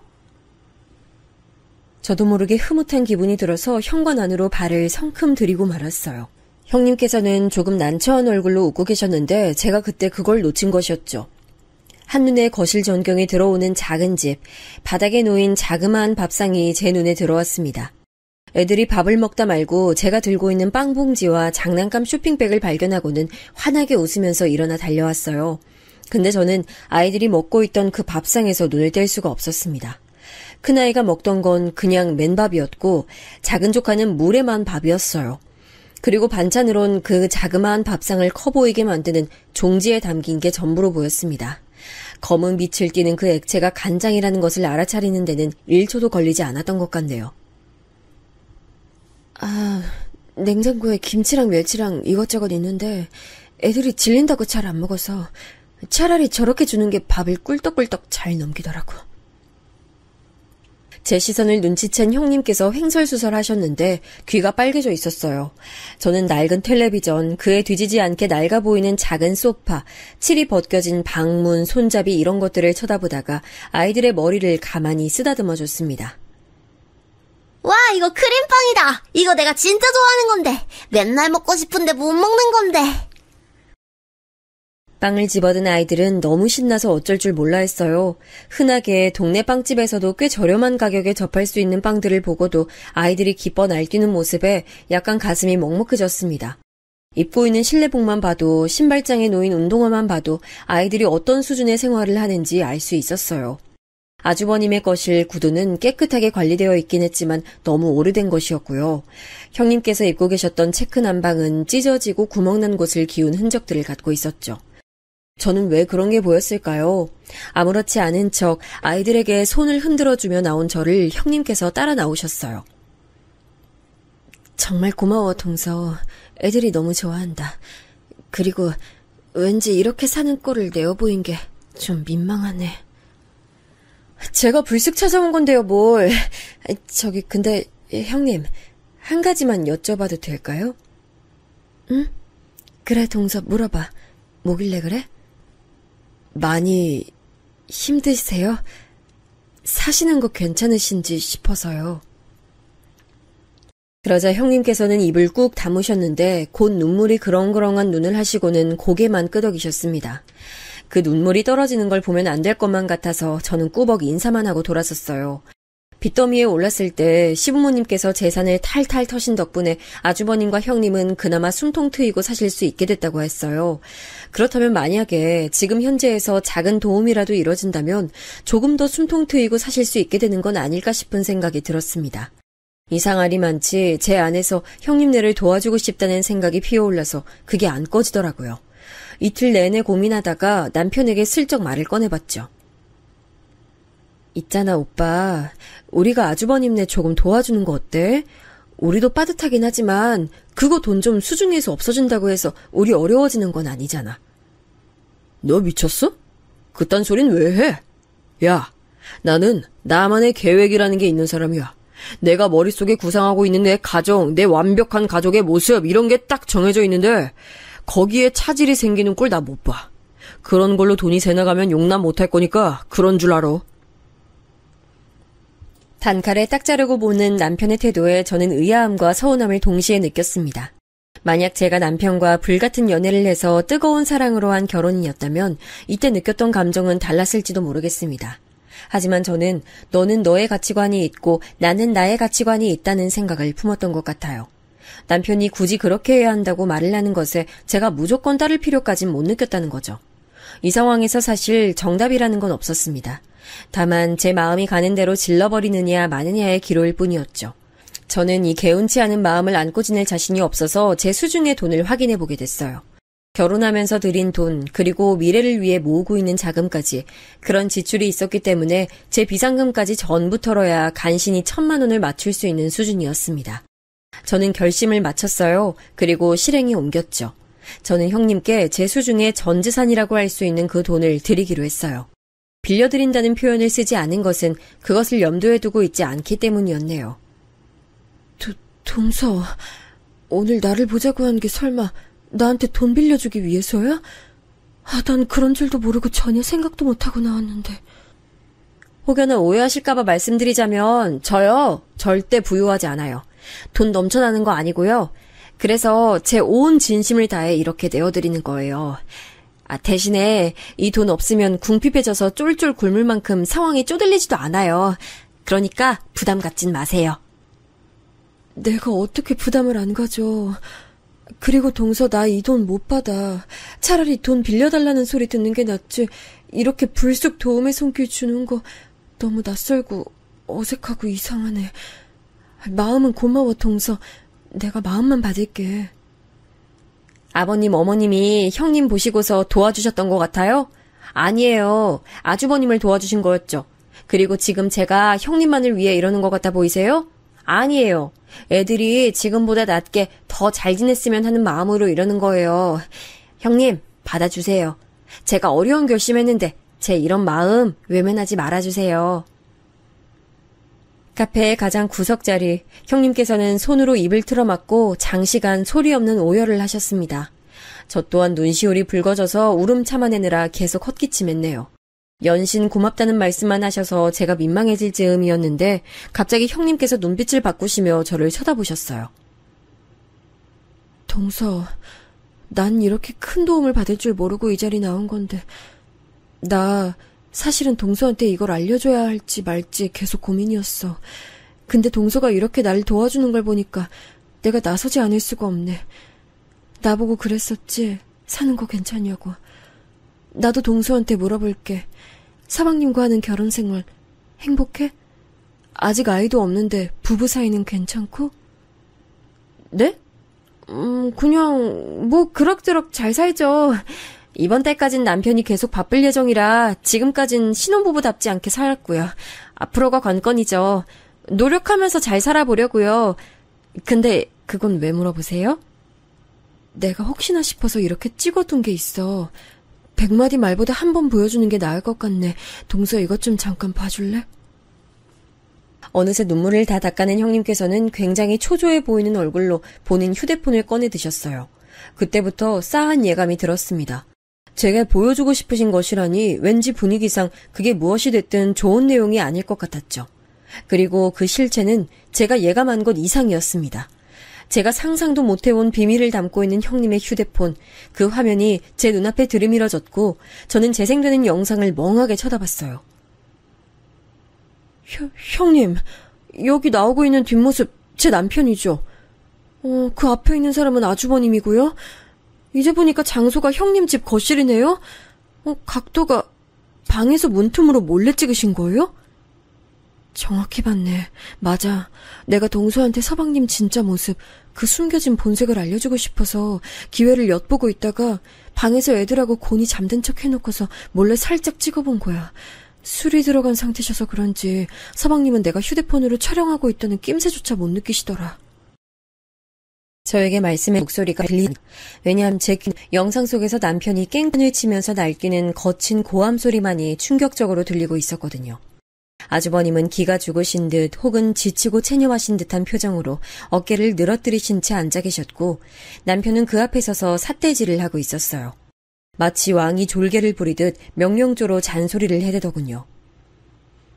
그래서 내가 형이 인생의 패배자라고 하는 거야. 내가 옛날부터 뭐라 그랬어. 주둥이만 번지르르하게 터는 종자들 그거 다 죄다 사기꾼이니까 믿지 말라고 했지. 내 말 안 들으니까 결국 상의당해서 빈털털이 된 거잖아. 내 말 안 들으면 망하는 거라고 내가 수도 없이 말했어 안 했어. 내가 긴 말 안 한다.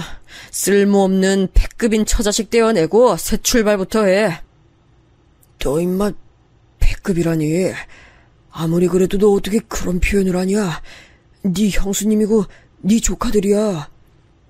이거 봐라 또. 내가 완벽하게 앞을 내다보고 조언을 해주는데도 잡소리를 나불대네. 지금 날 무시하겠다는 거야? 감히? 별 쓸모도 없이 자기 발목만 잡는 처자식 달고 있다고. 꼴의 가장이라고 지금 나한테 그거 앞세워서 대들기라도 하는 건가 봐. 남은 인생 평탄하게 살고 싶으면 내가 하라는 대로 따르라고. 망할 형순지 뭔지 하는 여자부터 치워버려. 남편이 걸걸한 목소리로 외치는 것에 저는 그만 손으로 입을 틀어막고 말았어요. 그렇지 않으면 비명이 터져 나올 것만 같았거든요. 영상 속에서 남편은 뭐가 그렇게 격양된 것인지 거실 소파를 마치 샌드백처럼 주먹으로 거세게 때리기도 했으며 낄낄거리는 웃음소리와 함께 발로 걷어차기도 했습니다. 좋은 제품일리 만무한 작은 소파는 그 충격에 마구 찌그러지고 흔들거렸죠. 이럴 수가. 저는 그 집의 낡은 소파를 보며 아이들이 너무 거칠게 노는구나라고 생각만 하고 말았을 뿐이었는데 이런 비밀이 숨겨져 있을 줄은 몰랐습니다. 상상도 못한 남편의 면모에 제 손이 덜덜 떨렸어요. 그때 화면 속에서는 누가 그 집을 찾아온 상태였어요. 이웃집에서 하도 남편이 시끄러워 항의를 온 것이었죠. 아주버님께서 나가보셨는데 그 순간 갑자기 남편이 거실 구석에 놓여있던 아이들 장난감 수납통을 집어들더니 현관 쪽으로 뛰어갔습니다. 야, 이 새끼야. 집에서 마음껏 소리도 못 내고 대화도 못하냐? 뭐? 시끄럽다고 찾아와? 이리 와. 내가 이걸로 네 고막 파열시켜줄 테니까. 그러면 이제 소리 못 들으니까 시끄럽다는 항의도 못하겠지? 남편의 커다란 목소리가 들려온 순간 온몸에 소름이 끼쳤습니다. 저런 인간이 제 남편이라는 게 믿어지지가 않았어요. 아주버님께서 필사적으로 남편을 말렸고 겁에 질렸는지 항의를 놓은 이웃은 사라진 뒤였습니다. 이윽고 형님께서 소리가 안 나게 방문을 닫으시며 촬영을 종료하는 것으로 영상이 끝이 났어요. 저는 멍하게 맞은편의 형님을 쳐다봤죠. 형님, 제가 뭘 본 거예요? 네? 저 그동안 제 남편이 형보다 드센 동생이라는 것 정도만 생각하고 있었는데 이 정도일 줄은 몰랐어요. 이게 대체 어떻게 된 일인지 모르겠어요.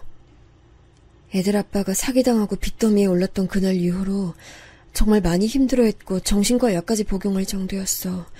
서방님께서 그런 애들 아빠를 무섭게 몰아붙이시면서 늘 본인 사상, 계획 같은 걸 강요해 드셨고 애들 아빠는 더더욱 힘들어하게 됐지. 저는 갑자기 아주 일면이나마 맛보았던 남편의 자기 계획을 딱 강요하는 그런 모습이 떠올랐습니다.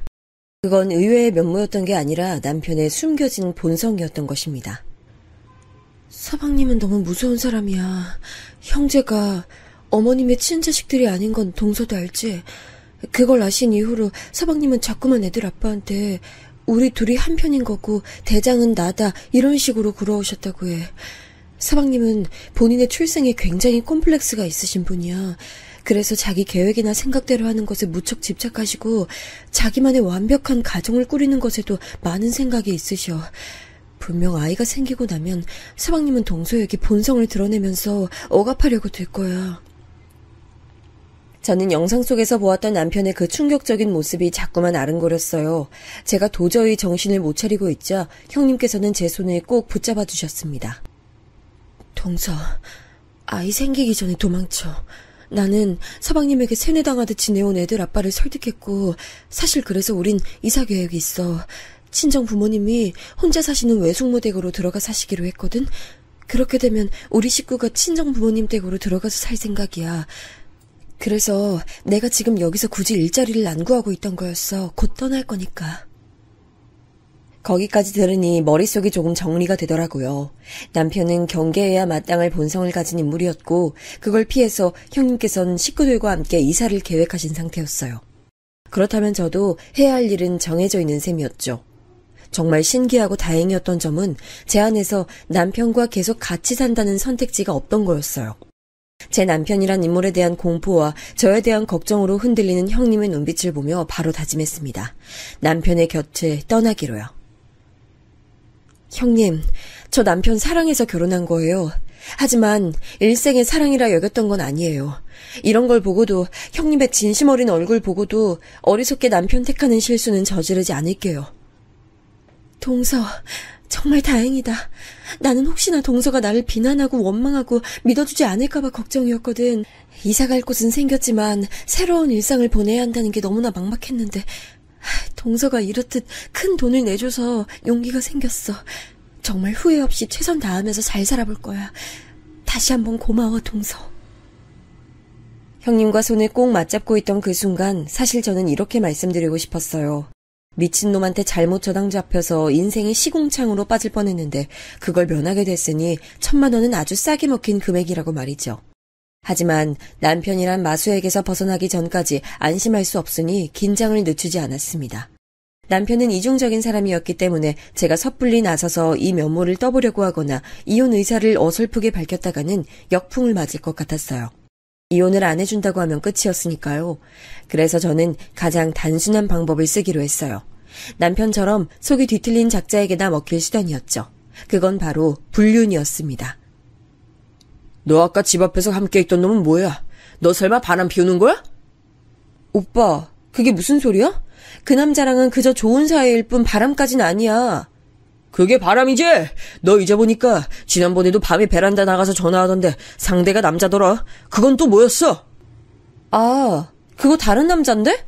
근데 그 남자하고도 친한 관계지. 바람까진 아니야. 저는 이런 식으로 위장 불륜을 반복했어요. 그러자 남편은 개거품을 물면서 발작했죠. 왜냐고요? 본인이 구상하고 있는 완벽한 가정에 바람기 가득한 아내는 걸맞지 않았으니까요. 저는 남자들이 있는 것은 사실이나 바람까지는 아니라는 듣는 입장에서는 환장할 법한 입장을 고수했고요. 이런 잭에서 위자료를 뜯어낼 방법이 남편에겐 없었습니다. 결국 정확히 재산을 반반 가르는 합의 이혼에 도달했죠. 감히 흠이 가득한 정신머리로 나를 속이고 결혼해? 너 같은 여자에게 속은 게 분해서 미쳐버릴 것 같아. 내 비위를 거스르는 존재를 난 결코 용납할 수가 없어. 난 앞으로 새 가정 꾸려서 잘 살 테니까 넌 어디 가서 남자들하고 놀다가 폐가 망신 당하길 빌게. 와, 오빠가 이렇게 막말할 수 있는 사람이었구나. 이런 본색을 가감없이 드러내줘서 고마워. 덕분에 미련 한 톨 남지 않을 수 있게 됐어. 제가 홀가분하게 손을 흔들자 전 남편이 된 그 작자는 뭔가 깨름직하다는 기색으로 저를 바라보고 있었죠.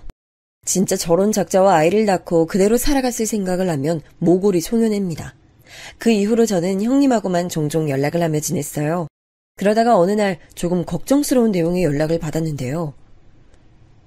동서, 아무래도 애들 아빠가 내일 서방님 만나려는 것 같아. 갑자기 저녁 약속이 잡혔다고 하는데 내 얼굴 쳐다보지 못하고 말을 하더라고. 게다가 뭔가 불안한 눈빛을 하고 있었는데 그거 애들 아빠가 한창 정신적으로 가장 힘들었을 때 자주 그런 눈빛을 보였거든. 그 인간이 아주버님한테 가서 또 왕노릇이나 하고 훈계하고 막말하는 걸로 스트레스 풀려는 거 아닐까요? 형님, 내일 아주버님이 어느 장소로 가시나 슬쩍 떠보세요. 관심 없는 척 물어보시면 알려주실 수도 있잖아요. 그렇게 형님은 장소를 알아냈는데 저도 출동해서 형님하고 거기로 갔습니다. 호프집이 없고 구석자리에 아주버님과 제 남편이 보이더군요. 역시나 형님과 저의 짐작대로였어요.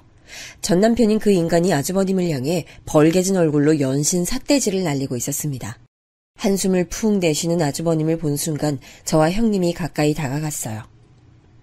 여보, 나한텐 예전 직장 동료를 만난다느니 하는 식으로 돌려대놓고 지금 뭐하고 있어요? 당장 일어나요. 내가 서방님이랑 상종하지 말라고 했잖아요. 당신이 여긴 어떻게? 정말 미안해. 자꾸만 연락이 오는데 도저히 계속 피하기가 마음이 캥겨서 그랬어. 전 남편은 안이 꼽다는 듯 형님을 바라보다가 저를 발견하고서 소스라치게 놀랐습니다. 저는 피식 웃어줬어요. 꼴 사납고 추하다 정말. 내가 한때 이런 놈하고 연애하고 결혼했다는 게 내 인생 수치야. 정신적으로 어딘가 뒤틀린 사람은 정상이 되기가 힘든 건가 봐? 여전히 막무가내로 천박하네. 너 지금 뭐야? 네가 왜 여기서 나와? 잠깐, 너 혹시 형수랑 한패야? 그래서 나하고 이혼하려고 수라도 썼던 거야? 그걸 지금 알았니? 눈치가 느려 터져줘서 고마워. 덕분에 이혼 깔끔하게 할 수 있어서 너무 좋았어. 네가 보통 음침하고 추잡스러운 놈이 아니길래 얼른 이혼해야겠다 싶더라고. 너 이제 어떡할래? 내가 네 본색 다 알고 있는데 건너 지인들한테 쫙 다 소문내면 너는 새 장가 드는 건 물론이고 사회생활도 지장 생기지 않을까? 아, 근데 혹시 모르지? 네가 지금 입 닥치고 당장 꺼져주면 내 입이 무거워질지. 당혹감에 물든 전 남편의 면상 정말이지 볼만하더군요. 비록 장거리 연애로 결혼하긴 했지만 엄연히 부부였고 결혼식장에 온 각자의 지인들이 있었는데 연결고리가 당연히 남아있었거든요. 그리고 저는 전 남편의 약점을 잡고 있는 셈이나 다름없었습니다. 물론 전 남편이 정신적으로 너무 독특한 인간이었기 때문에 갑자기 수틀리면 제게 보복이라도 할까봐 섣불리 입을 놀리고 다닐 용의는 없었지만 그런 속마음을 내비추진 않았죠. 전 남편이 아주버님을 더 이상 괴롭히지 못할 정도로라면 좋겠으니까요. 내가 다른 선약이 있었던 게 지금 갑자기 생각나서 가는 거야. 절대 네 가짜는 말에 굴복해서 가는 거 아니니까 그런 줄 알고. 그리고 너 혹시라도 주변에 내 얘기 이상하게 하면 진짜 가만 안 둔다. 그렇게 외치면서 그야말로 줄행랑을 치더라고요. 남겨진 저희 세 사람의 어안이 벙벙해질 정도로 초라한 퇴장이었네요. 아주버님은 면목이 없다는 듯 고개를 떨구셨지만 그 옆에서 형님이 따스하게 위로해 주셨어요. 이렇게 계속 단단해지면서 앞으로 나아가는 것이었죠. 그 변화의 한 지점을 보게 돼서 미력한 도움이나마 된 것 같아 기분이 좋았네요. 그 후로 형님께서는 총 3번에 걸쳐 1,000만 원을 갚으셨어요. 부득불 갚으려고 하시더라고요. 이것만 봐도 아주버님과 형님 가족이 얼마나 잘 지내고 있는지 알 수가 있죠. 그러더니 본인이 전액 경비를 부담할 테니 같이 제주도 여행을 가자면서 먼저 연락 주셨답니다. 저에게 생긴 새 남자친구의 경비까지 내주시겠다면서 난리도 아니에요. 인연이 어떻게 굴러갈지 모른다는 게 저는 인생이 참 신기한 것 같습니다.